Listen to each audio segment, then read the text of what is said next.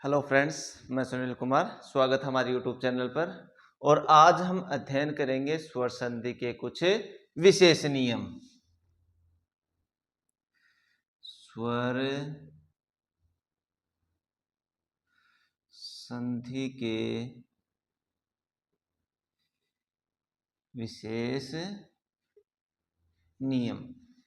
विशेष नियम अर्थात जो स्वर संधि के नियम थे उनके अलावा भी कुछ नियम होते हैं। हालांकि उनका जो संयोग होता है वो नियमों के अनुसार नहीं होता, लेकिन उनका संयोग जो माना जाता है वो स्वर संधि में माना जाता है। इसलिए इस नियमों को क्या कहा गया है? कुछ विशेष नियम कहा गया है। पहला जो नियम है वो क्या है? मतलब जहां प्रत्यय जोड़कर संधि कार्य किया जाता है तो वहां कुछ विशेष परिवर्तन आते हैं। विशेष परिवर्तन आते हैं, जैसे ये मान लीजिए अ, ई, ये, अयन, आयन, एक, ए आदि प्रत्यय को जोड़कर यदि संधि कार्य किया जाता है तो जो संयोजन से पहले वाला शब्द है, यानी कि संयोजन से पहले वाला जो शब्द है उसका जो प्रथम स्वर होता है, उसमें क्या परिवर्तन होंगे? तो देखिए आप, स्वर संधि के विशेष नियम में जो पहला नियम है वो क्या है कि यदि किसी शब्द के अंत में ए, ई, ये, अयन, आयन, इक, ए आदि प्रत्यय जोड़कर यदि संधि कार्य किया जाता है तो संयोजन से पहले जो शब्द है और उसका जो पहला स्वर है उसमें क्या परिवर्तन होगा? यदि जो पहला स्वर यदि अ है, पहला स्वर क्या है? यदि अ है तो ये किस में बदल जाएगा? आ में बदल जाएगा। किस में बदल जाएगा? आ में बदल जाएगा। जैसे मैंने शब्द लिखा मनु प्लस अ, संयोजन से बाद में क्या है? अ प्रत्यय है। कौन सा प्रत्यय है? अ प्रत्यय है। मैंने क्या बताया? यदि संयोजन के बाद में कौन सा प्रत्यय है? अ प्रत्यय है। मैंने बताया अ, ई, य, अयन, आयन, इक, ए आदि प्रत्यय को जोड़कर यदि संधि कार्य किया जाता है तो जो प्रथम स्वर होता है, प्रथम स्वर अर्थात संयोजन से पहले जो शब्द है उस शब्द का जो प्रथम स्वर है, इसमें प्रथम स्वर क्या है? मैं में कौन सा स्वर है? अ, क्योंकि मैं को अपन खोल कर लिखेंगे तो कैसे लिखा जाएगा? ऐसे। तो मैं में कौन सा स्वर है? अ। मैंने क्या बताया? यदि प्रथम स्वर है तो वो किस में बदल जाएगा? आ में बदल जाएगा। किस में बदल जाएगा? आ में। तो इस ए को तो काट देते हैं, इसकी जगह क्या कर देते हैं? आ। और ये जो ऊ है, स्वर संधि में क्या होता है कि संयोजन से पहले ई, ऊ और री हो तो ई का ये, ऊ का वह और री का अर बन जाता है। तो ये जो आ है वो तो किस में जुड़ जाएगा? मैं में जुड़ जाएगा। तो ये तो क्या बना? माँ।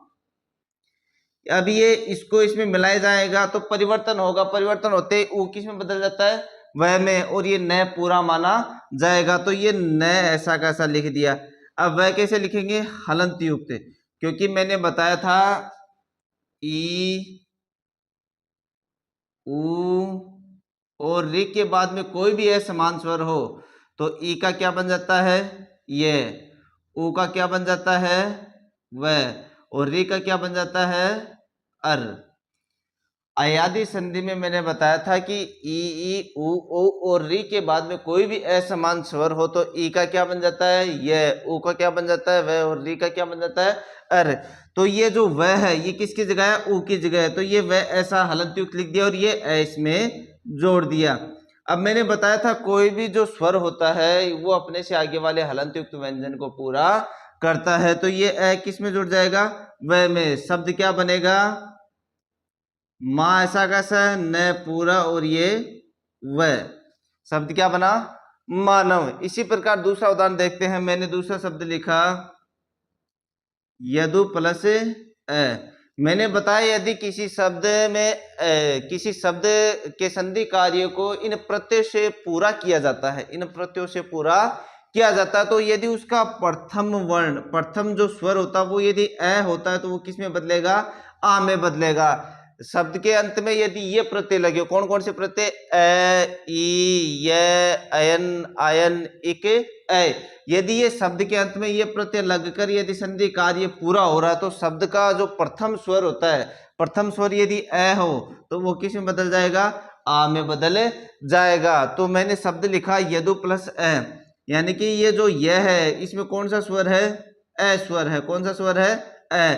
और यदि प्रथम स्वर ए हो तो वो बदलेगा किसमें, आ में। तो इस ए को तो यहां से हटा देते हैं, इसकी जगह क्या लिखेंगे, आ। ये आ किस में जुड़ जाएगा, ये में। ये क्या बना, या। फिर इस संयोजन से पहले ये देखो, ये जो नियम है, ई की ई उ और री के बाद में कोई भी असमान स्वर हो तो ई का क्या बनेगा, ये, उ का क्या बनेगा, वह। तो ये द पूरा माना जाएगा, क्योंकि ये कुछ विशेष नियम होते हैं, ये कुछ विशेष नियम होते हैं। तो ये द पूरा माना जाएगा। और उ की जगह क्या लिखा जाएगा, वह। उ की जगह क्या लिखा जाएगा, वह। वो भी कैसा, हलंत युक्त। और ये लास्ट में क्या होगा, ए। लास्ट में क्या होगा, ए। अब ये ए किस में जुड़ेगा, वह में। तो वह पूरा हो जाएगा, शब्द क्या बनेगा, यादव। शब्द क्या बना, यादव।